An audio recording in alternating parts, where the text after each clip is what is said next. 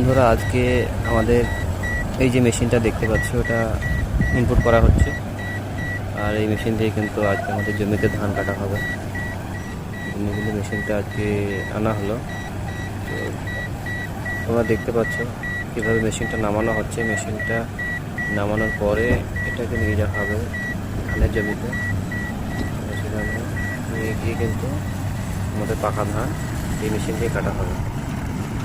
তো দেখো কত সুন্দর চায়নারা টেকনিক্যালভাবে মেশিনটাকে তৈরি করেছে।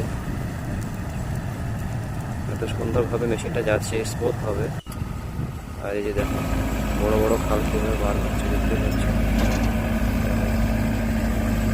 ছোটোখাটো খাল তো কোনো ব্যাপারই না, বড় বড় খাল কিন্তু বার হয়ে চলে আসছে মেশিনটা। এত সুন্দর ব্যবস্থা চায়নারা করেছে। চায়নাদের মাথায় যে এত বুদ্ধি